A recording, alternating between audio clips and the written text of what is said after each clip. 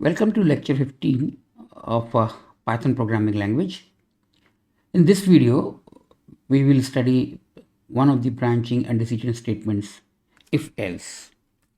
The plan, first the basic syntax of if else in Python programming language, then if with nothing to execute, if with one statement to execute, and if with multiple statements. Now these three together actually tell you that if block does not necessarily require else. Okay, now after this, nested if else, and then a simple working script. Now the basic syntax is these are the other statements. These other statements can be any legal statements in Python. Then if expression, then this colon. Okay, expression has to evaluate. It is to be evaluated to a numerical value, and then the statements. Then else, again colon, and then other statements. Here it is important to have indent. So it is unlike C or C++. In C or C++, what do we have as a requirement is, first of all, of course, this colon is not present, not required, it is illegal there. In case of C, C++, if you want to write more than one statement as a block, then you have to enclose them within a pair of braces. Here it is not. You have to follow the indentation. So you have to indent from the first column. If you have left two spaces, then all statements which are to be made members of the block have to be indented by two spaces. Similarly, else. But here the indentation inside if may be different than indentation statements, else block.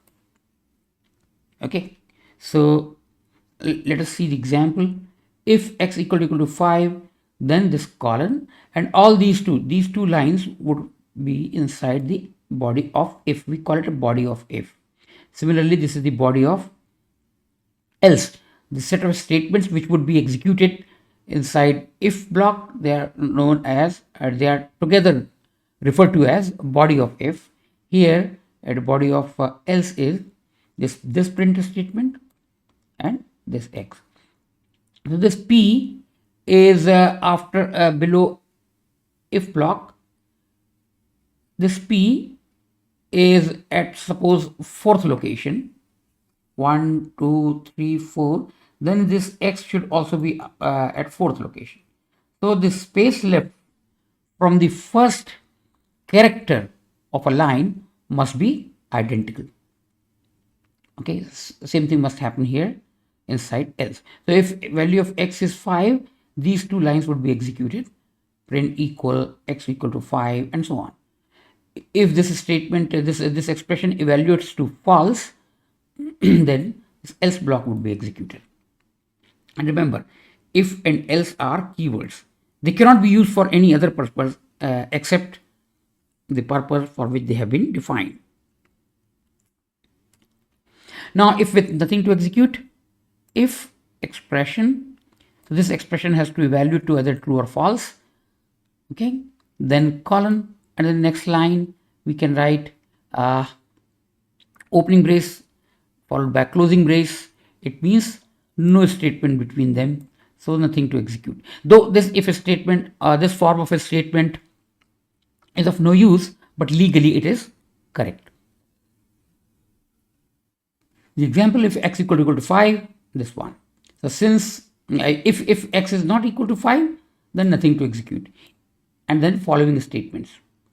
If x is 5, or if x is not 5, then also following statement would be executed. So you can say writing this kind of statement has no real life application. If with one statement, if expression, this syntax, and the single statement to execute.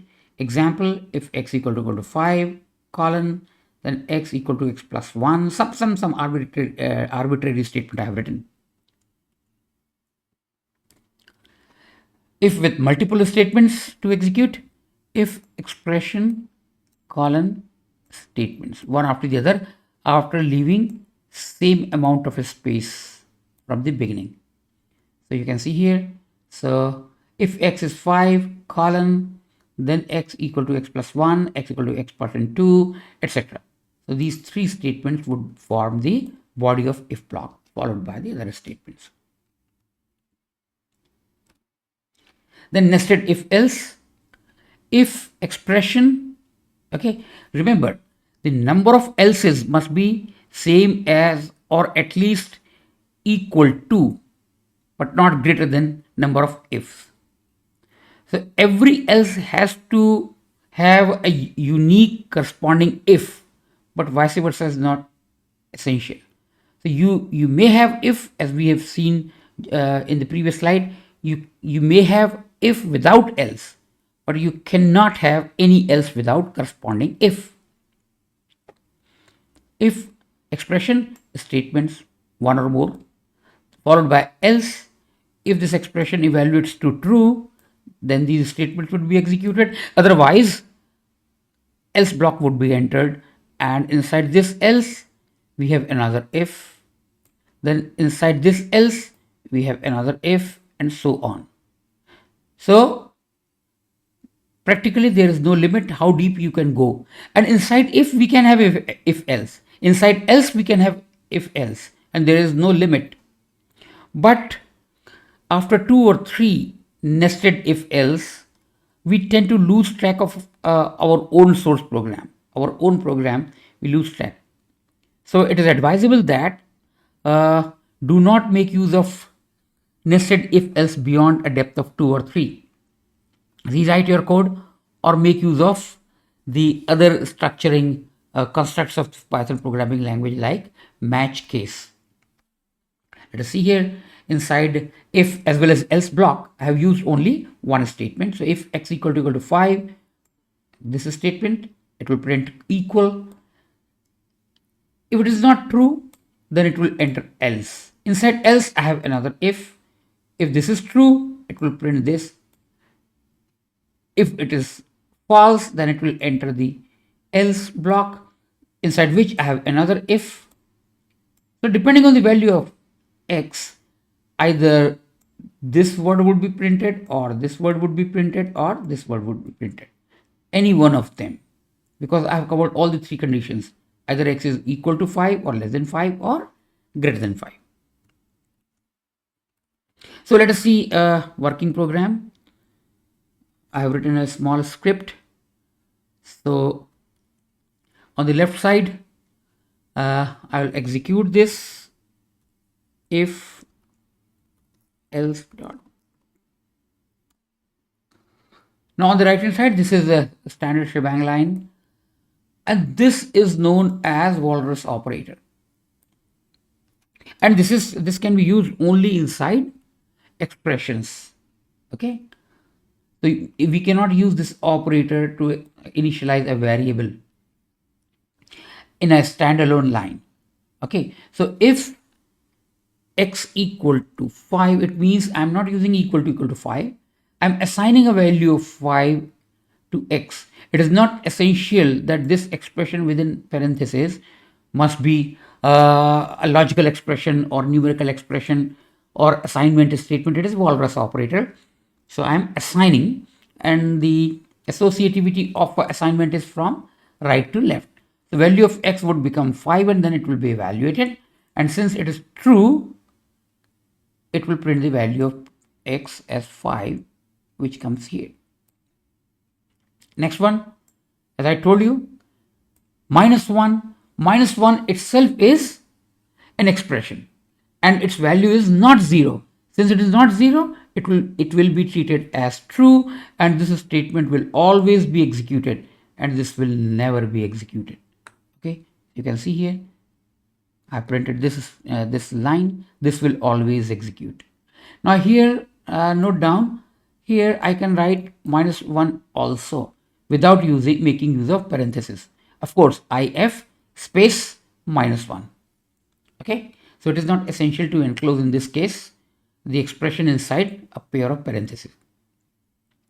Next one, if x equal to 5, opening brace, closing brace, amount of indentation has to be same. Okay, now here I can write two braces, opening and closing, on the same line. Okay, it is not essential to write in two different lines. So it has nothing to execute, it will not display anything correspondingly. Now here, if with else, what is the value of x here? Value of x was 5 here.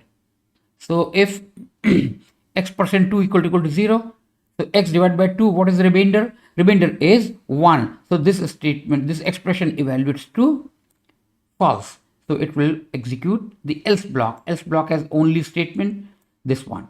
So this prints R. Now you can see here R. Now in I have written, let me scroll it up a bit so that you can see the rest of the code.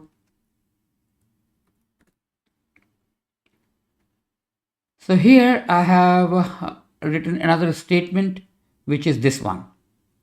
CGPA is a variable of and I'm trying to read something from the keyboard.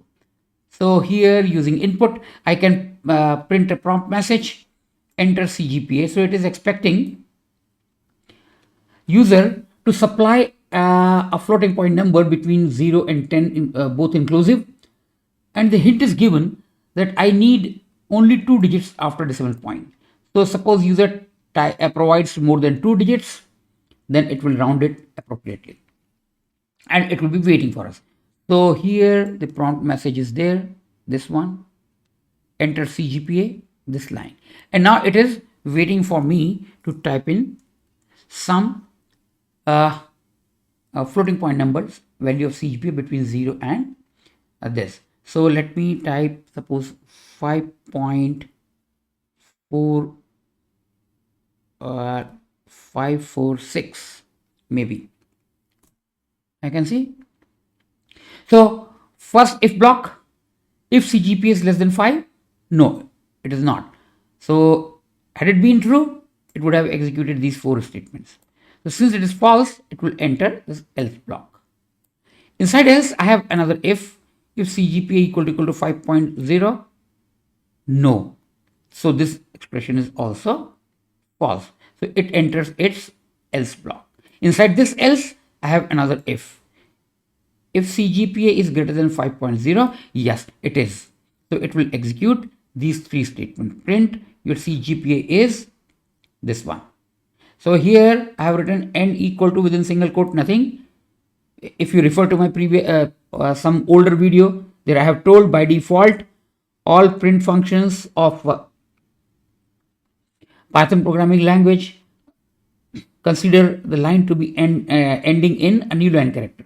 So here I don't want new line character, so I say n equal to, within single quote, nothing. Print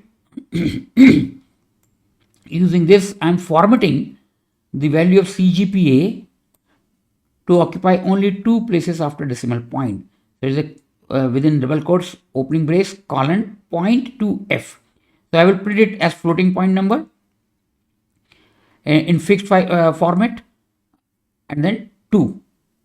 This indicates 2 places after decimal point, so 2 digits after decimal point at the most. Okay, and then it prints this one and followed by new line character. Okay, so here when you type anything at the keyboard, it will be read as a string of characters. So I need to convert it into a floating point number. That is why this float function call, and inside this, whatever you type, it will be returned as a string of characters, which will be converted into a floating point number, real number, and then you can keep on comparing. Okay, so here I've provided 5.546, it got converted to 5.55, appropriately getting rounded off.